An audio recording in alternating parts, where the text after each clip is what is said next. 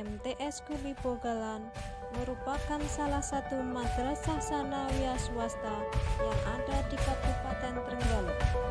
Madrasah ini berdiri pada tahun 1989 yang beralamatkan di Jalan Raya Kedungmurah, Bogalan, Trenggalek.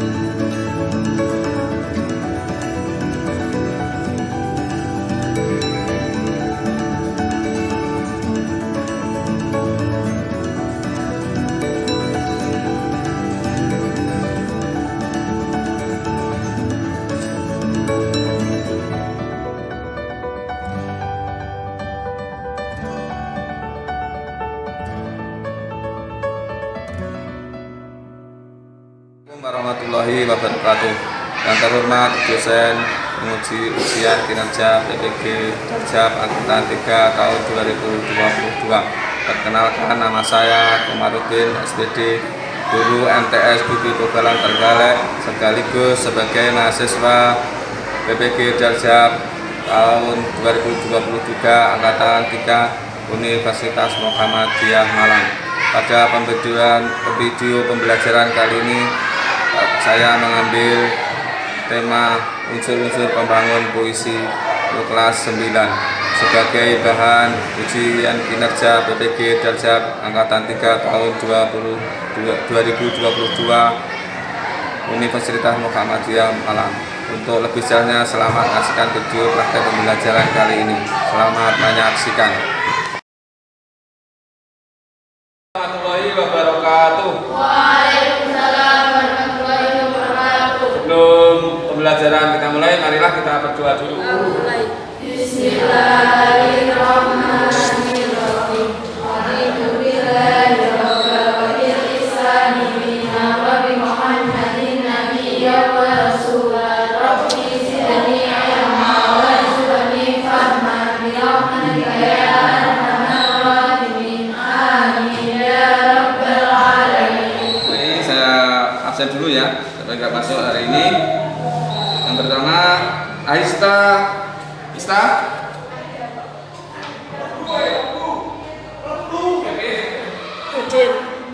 Hendri. Zena, belum kita mulai, saya ingin bertanya kepada kalian. Pernahkah kalian membaca sebuah jalan cerpen adalah majalah atau koran? Pernah? Apa kalian pernah kalian baca? Kalian senangi tentang apa? Tentang? Ya, tentang percintaan, tentang balada itu ya. Mungkin dalam cerpen itu yang di apa ada unsur apa? Unsur apa? Unsur apa? Ya, unsur pembangun cerpen. Tuh, jadi unsur pembangun cerpen. Nanti ada unsur intrinsik sama unsur ekstrinsik. Kalau unsur intrinsik itu unsur yang berasal dari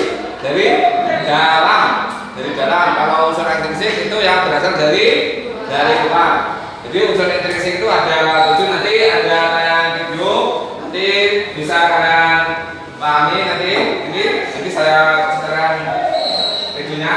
Terus jadi tujuan pembelajaran kita nanti istilahnya itu kalian dapat mengetahui tentang unsur-unsur pembangun dalam cerpen. Misalkan ada unsur latar, ada unsur tema, ada unsur gaya bahasa, unsur amanat. Jadi nanti latar itu ada dibagi 2. Itu latar waktu, latar suasana, latar tempat. Nanti lebih jelasnya nanti kita lihat di video ini.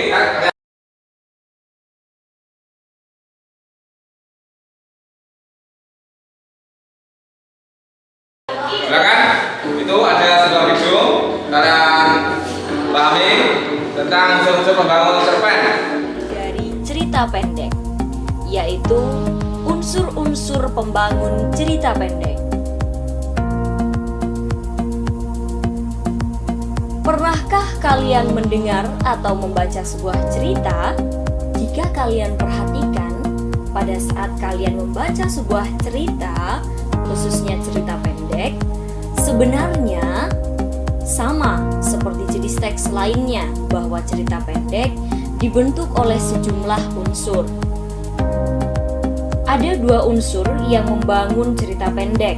Pertama, unsur intrinsik dan juga unsur ekstrinsik. Adapun unsur yang berada langsung di dalam isi teks dinamakan dengan unsur intrinsik, yang meliputi antara lain tema, amanat, alur, penokohan, dan juga latar. Kemudian untuk unsur ekstrinsik adalah rangkaian unsur yang ada di luar karta sastra.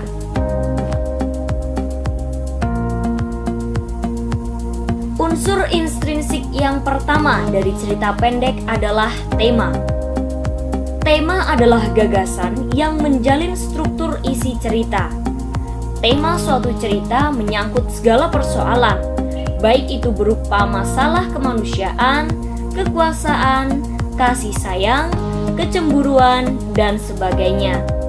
Untuk mengetahui tema suatu cerita, diperlukan apresiasi menyeluruh terhadap berbagai unsur karangan itu. Tema jarang dilukiskan secara tersurat oleh pengarangnya. Untuk dapat merumuskan tema, kita harus terlebih dahulu mengenali rangkaian peristiwa yang membentuk alur cerita dalam cerpen tersebut. Unsur intrinsik cerpen yang kedua, yakni alur. Alur merupakan pola pengembangan cerita yang terbentuk oleh hubungan sebab akibat ataupun bersifat kronologis. Pola pengembangan cerita suatu cerpen beragam. Pola-pola pengembangan cerita harus menarik, mudah dipahami, dan juga logis. Jalan cerita suatu cerpen kadang-kadang berbelit-belit dan penuh kejutan, juga kadang-kadang sederhana. Secara umum, jalan cerita terbagi ke dalam bagian-bagian berikut ini. Pertama, pengenalan situasi cerita atau exposition orientation. Dalam bagian ini, pengarang memperkenalkan para tokoh, menata adegan, dan hubungan antar tokoh. Kedua, pengungkapan peristiwa atau complication. Dalam bagian ini, disajikan peristiwa awal yang menimbulkan berbagai masalah, pertentangan, ataupun kesukaran-kesukaran bagi para tokohnya. 3. Menuju pada adanya konflik atau mulai muncul konflik, yakni terjadi peningkatan perhatian kegembiraan, kehebohan, ataupun keterlibatan berbagai situasi yang menyebabkan bertambahnya kesukaran tokoh.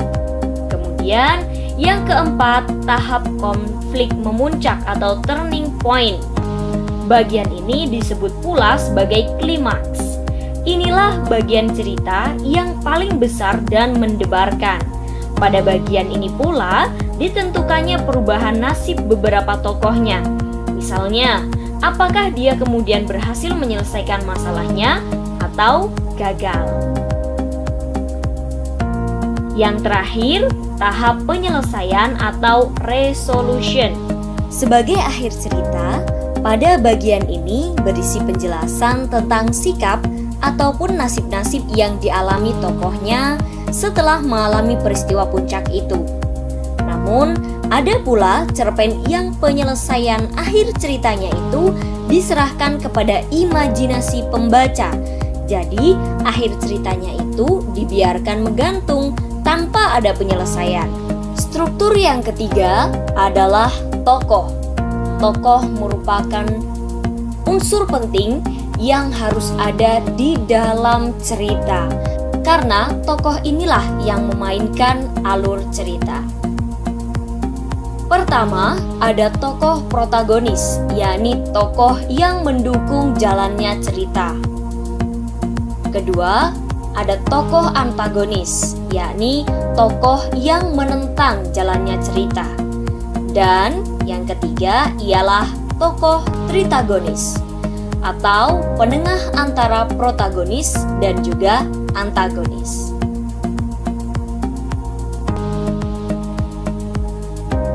Penokohan adalah unsur intrinsik yang berikutnya.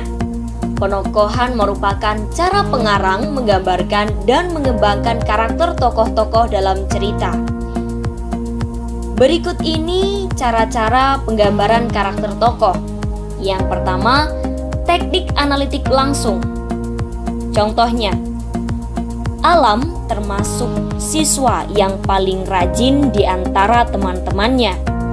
Ia pun tidak merasa sombong walaupun berkali-kali dia mendapat juara bela diri. Sifatnya itulah yang menyebabkan ia banyak disenangi teman-temannya. Jadi, sifat atau karakter tokoh diceritakan secara langsung di dalam cerita. Kemudian, cara yang kedua adalah penggambaran fisik dan perilaku tokoh. Contohnya, seperti sedang berkampanye, orang-orang desa itu serempak berteriak-teriak. Mereka menyuruh camat agar secepatnya keluar kantor. Tak lupa, mereka mengacung-acungkan tangannya, walaupun dengan perasaan yang masih juga ragu-ragu. Malah, ada di antara mereka sibuk sendiri menyeragamkan acungan tangannya, agar tidak kelihatan berbeda dengan orang lain. Sudah barang tentu, suasana di sekitar kecamatan menjadi riuh. Bukan saja oleh demonstran di desa itu, tapi juga oleh orang-orang yang kebetulan lewat dan ada di sana. Kemudian yang ketiga adalah dengan cara penggambaran lingkungan kehidupan tokoh. Contohnya, Desa Karangsari tidak kebagian aliran listrik, padahal kampung-kampung tetangganya sudah pada terang semua. Kemudian cara yang keempat, penggambaran tata kebahasaan tokoh. Contohnya, dia bilang bukan maksudnya menyebarkan provokasi, tapi apa yang diucapkannya benar-benar membuat orang sedesa marah. Cara yang berikutnya, pengungkapan jalan pikiran tokoh. Contohnya, ia ingin menemani anak gadisnya itu tanpa ketakutan.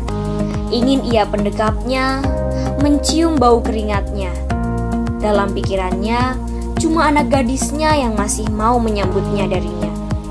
Dan mungkin ibunya, seorang janda yang renta tubuhnya, masih berlapang dada menerima kepulangannya. Cara yang terakhir atau yang keenam, yakni penggambaran oleh tokoh lain. Contohnya, ia paling pandai bercerita, menyanyi, dan menari. Tak jarang ia bertandang ke rumah sambil membawa aneka brosur barang-barang promosi. Yang menjengkelkan saya, seluruh keluargaku jadi menaruh perhatian kepadanya.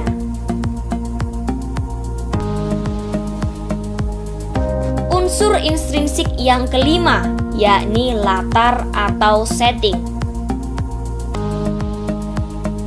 Latar atau setting meliputi tempat, waktu, dan budaya yang digunakan dalam suatu cerita. Latar dalam suatu cerita bisa bersifat faktual atau bisa pula bersifat imajinatif. Latar berfungsi untuk memperkuat atau mempertegas keyakinan pembaca terhadap jalannya suatu cerita. Dengan demikian, apabila pembaca sudah menerima latar itu sebagai sesuatu yang benar adanya, maka cenderung dia pun akan lebih siap dalam menerima pelaku ataupun kejadian-kejadian yang berada dalam latar cerita tersebut. Unsur intrinsik yang keenam, yakni sudut pandang atau point of view. Yang pertama, objective point of view atau sudut pandang objektif.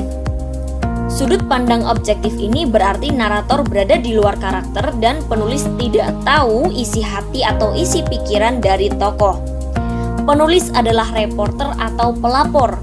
Biasanya, sudut pandang objektif digunakan saat ingin menciptakan aura misterius dari tokoh-tokoh kita, akan tetapi bisa melihat dari luar. Jika sering menggunakan point of view jenis ini, biasanya pembaca cepat bosan karena mereka menginginkan kedekatan dengan si tokoh. Contohnya, Gino terbangun pukul 2 pagi. Dia berdiri dan menghampiri lemari obat, lalu mengambil beberapa butir pil dan menelannya tanpa air. Setelah itu, dia berpakaian dan mengambil pistol dari lemarinya. Pistol itu dia sembunyikan di balik saku jasnya. Dengan gegas, dia menuruni tangga menuju pintu depan, menyalakan mesin mobil, lalu melajukannya ke arah toko perhiasan. Dari deskripsi di atas, kita sama sekali tidak tahu apa yang akan dilakukan oleh Gino. Namun, kita bisa mengira-ira dari apa yang kronologinya diceritakan. Mungkin dia berniat merampok toko perhiasan atau yang lainnya. Kemudian, yang kedua, sudut pandang orang ketiga serba tahu atau omniscient point of view. Saat narator mengungkapkan apa yang terjadi dalam kepala si tokoh, cerita itu ditulis dengan sudut pandang omniscient atau serba tahu. Sudut pandang ini sangat populer pada cerpen-cerpen pada zaman dulu. Cara terbaik untuk memahami masyarakat adalah dengan memiliki akses terhadap pikiran dan motif setiap tokoh. Contoh, Henry tiba pukul 2 pagi dengan tubuh menggigil dan lemah, atau keadaan tubuhnya dalam sudut pandang Henry. Catherine menyapanya di pintu. Berpikir kalau suaminya tampak seperti tikus yang habis tenggelam di got. Pemikiran Catherine. Selanjutnya, point of view orang pertama. Sudut pandang orang pertama bercerita dengan penutur aku. Pembaca hanya melihat apa yang dilihat oleh si narator yang biasanya tokoh utama, atau dalam beberapa kasus ada juga penulis yang menggunakan narator aku untuk menceritakan kawan dekatnya. Selanjutnya, point of view orang ketiga. Sudut pandang lain yang sering dipakai dalam novel adalah sudut pandang orang ketiga, atau diceritakan dengan sebutan dia atau ia.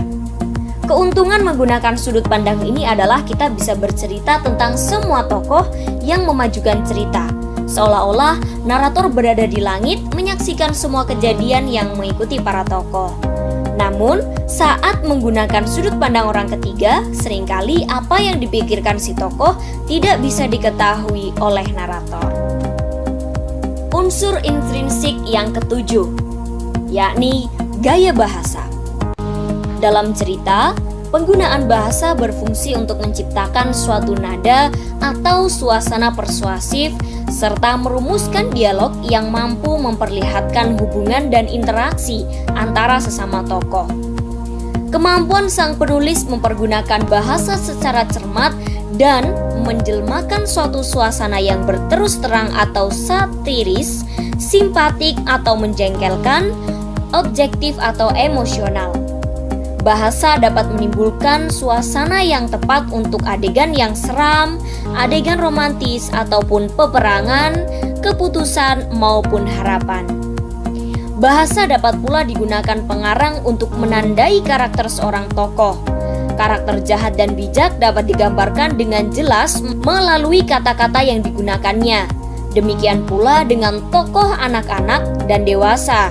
Dapat pula dicerminkan dari kosakata ataupun struktur kalimat yang digunakan oleh tokoh-tokoh yang bersangkutan.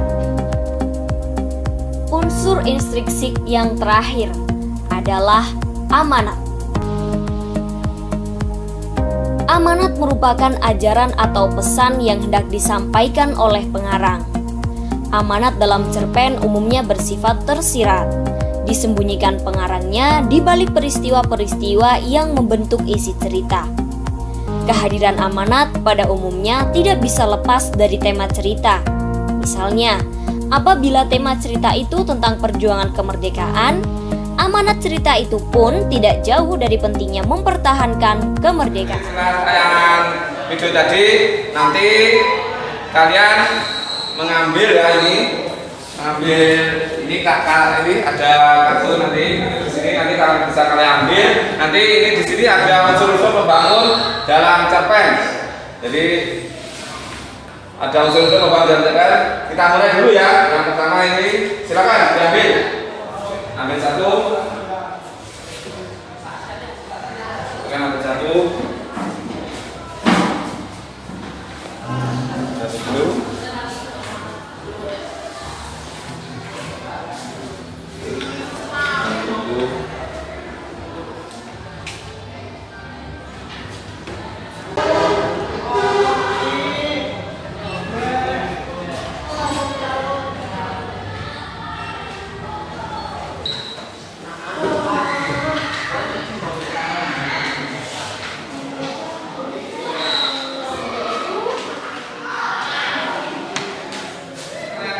Kartu yang kalian ambil itu, coba kalian cari artinya atau mencari pasangan. Ini metodenya mencari pasangan. Silakan mencari artinya, silakan tanya aja temannya, silakan. Jadi nanti setelah menemukan pasangan, silakan berdiri di pasangannya. Mencari pasangan berdiri ya, itu, ya, silakan. Silakan, sudah ketemu belum? Kalian memegang itu sudah ketemu pasangannya? Sudah? Sudah. Nanti membentuk kelompok. Jadi yang menemukan tema sama tokoh, jadi menjadi kelompok satu. Terus penokohan sama alur, jadi menjadi kelompok dua. Terus latar atau setting itu ada latar waktu, latar suasana menjadi kelompok tiga. Sama tokoh, ya. Ini menjadi kelompok satu, silakan membentuk kelompok. Sama ini bukunya di bawah. Penokohan sama alur, silakan acungkan tangan siapa? Ya, jadi ini menjadi kelompok dua, silakan membentuk kelompok. Jadi di sini bangkunya dirapatkan, itu menjadi kelompok dua. Sama bukunya diambil ya, bukunya ini diambil. Ya, kelompok satu, terus kelompok dua, ya, terus kelompok tiga, ya. Setelah itu tadi kalian nanti saya berikan LKPD-nya, ini LKPD, nanti kalian kerjakan dari arti-arti itu bisa dikerjakan di LKPD sini.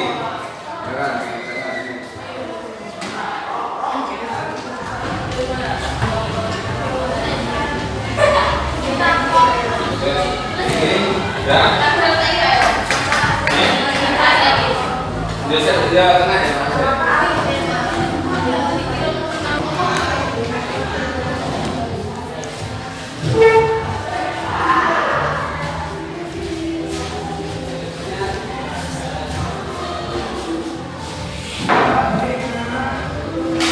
KPD itu kalian cari artinya di situ tadi kalian cari pasangan itu silakan ditulis di LKPD mulai dari sekarang. Itu ada semua dari tayangan video tadi, silakan tulis.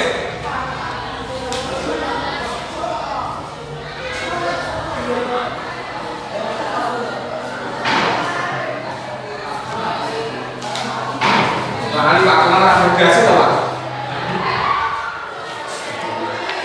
Jadi.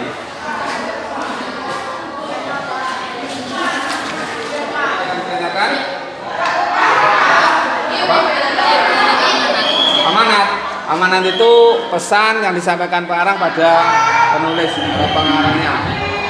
Itu pesan yang disampaikan pada penulis pada ya, namanya amanat.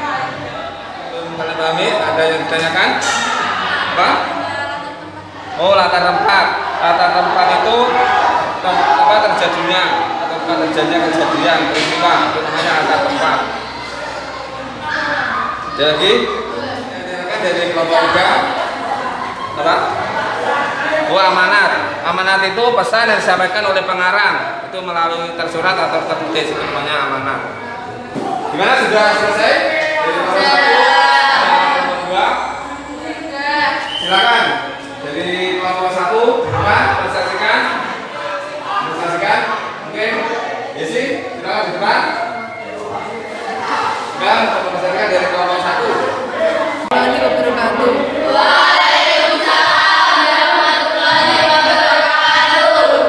Kami dari kelompok 1 ingin mempresentasikan diskusi kami. Apakah arti tema, ide atau gagasan dasar seluruh cerita? Apakah arti tokoh, pelaku dalam cerita? Apakah arti penukuhan, watak atau sifat tokoh? Apakah arti alur atau plot, urutan jalan cerita? Apakah arti latar tempat, lokasi terjadinya peristiwa? Apakah arti latar waktu terjadinya peristiwa yang diceritakan? Apakah arti latar suasana, situasi yang terjadi dalam cerita? Apakah arti sudut pandang, posisi atau pandangan pengarang dalam menyampaikan cerita? Presentasi dari kelompok kami, mungkin ada kelompok lain yang menanggapinya. Silakan dari kelompok lain ingin menanggapi? Ya. Bagi juga menambahkan jawaban apakah arti latar suasana, situasi yang terjadi dalam cerita? Apakah arti sudut pandang? Ingin menanggapi? Tidak ada? Tidak ada? Setelah presentasi dari kelompok 1, saya akhiri. Wassalamualaikum warahmatullahi wabarakatuh. Itulah dari presentasi dari kelompok 1. Kasihkan tepuk tangan untuk kelompok 1.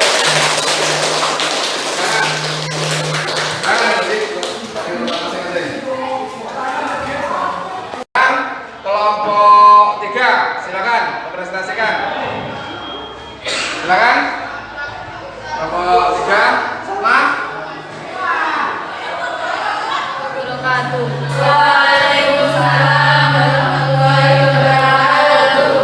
Kami dari kelompok 3 ingin membacakan hasil diskusi kami. Apakah arti latar suasana, situasi yang terjadi dalam cerita?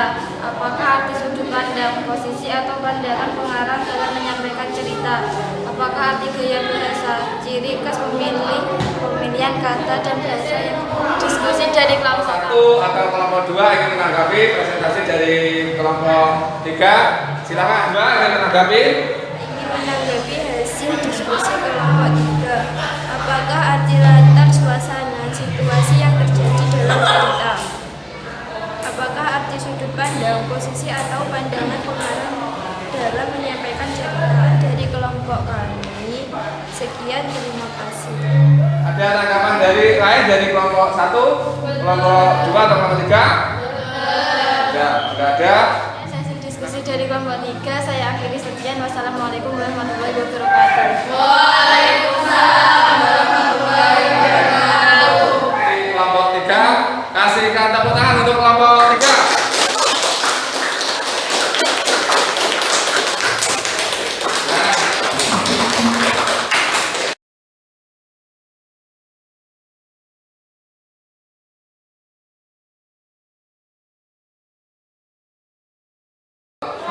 Diskusi pada hari ini nanti dapat kita simpulkan ya, itu tadi unsur intrinsik dalam cerpen. Unsur-unsur intrinsik itu ada berapa? Nanti ada 7 berarti ada tema, terus ada tokoh, ada penyokohan, ada